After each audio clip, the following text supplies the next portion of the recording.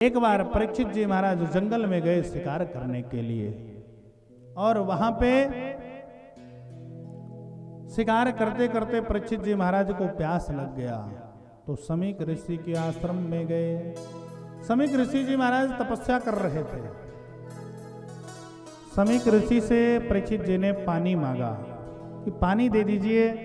समीक ऋषि जी तप कर रहे थे, साधना कर रहे थे, पानी नहीं दे तो परीक्षित जी महाराज अपने उस धनुष से बाण से एक मरा हुआ सर्प उठाए और समीक के गले में डाल दिए।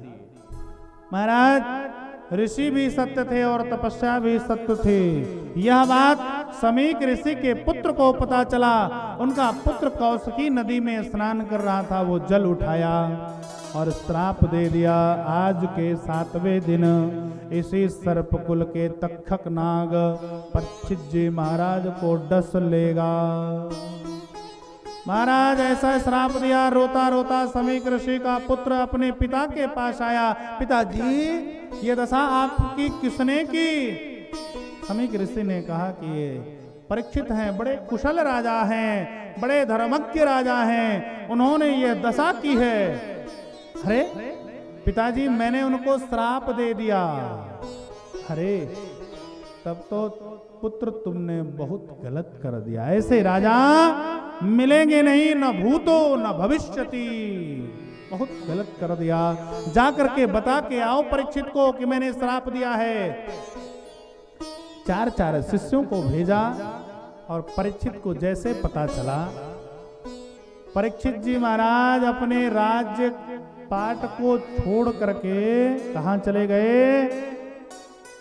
गंगा नदी के किनारे, जहां पे सत्संग का सत्र चल रहा है, हरिद्वार धाम में।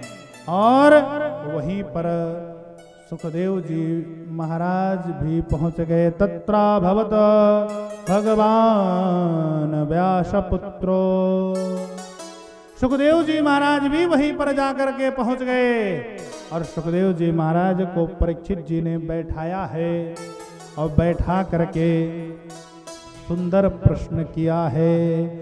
बरीयाने शते प्रश्न कृतो लोक हृतो निपः आत्मवित्सम्मतं पुंसां श्रोतव्यादिषु या परः। परीक्षित जी ने बड़ा सुंदर प्रश्न किया। सुखदेव जी महाराज, 7 दिन में मरने वाले व्यक्ति को क्या करना चाहिए? तो भैया 7 दिन में तो हम लोगों को भी मरना है, 7 दिन से 8वां दिन नहीं होगा। तो ये हमारा भी तो प्रश्न है, 7 दिन में मरने वाले व्यक्ति को क्या करना चाहिए?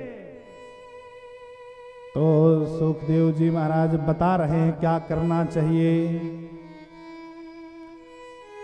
और परीक्षित जी ने कहा कि महाराज बताइए आप। तो बोले ज्यादा से ज्यादा भगवान की कथा को सुनना चाहिए। ध्यान दें,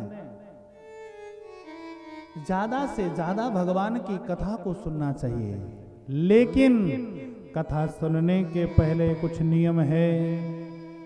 तस्मात् भारत सर्वात्मा भगवानीश्वरो हरे श्रोतव्या कीर्तितव्यश्च स्मरता चेक्षता भया।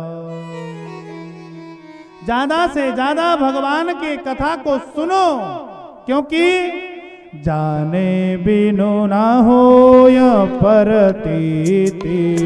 जाने बिनु ना होय परतीति।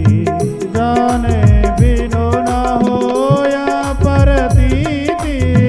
जाने बिनु ना होय परतीति।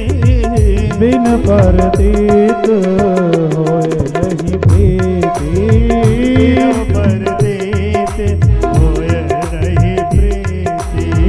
बिन परतीत होय नहीं प्रीति।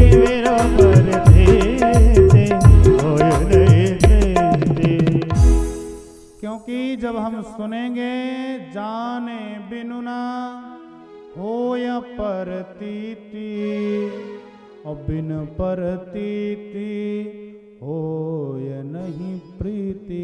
जब तक हम परमात्मा को जानेंगे नहीं, सुनेंगे नहीं, तब तक हमारी प्रीति नहीं होगी। तो ज्यादा से ज्यादा भगवान की कथा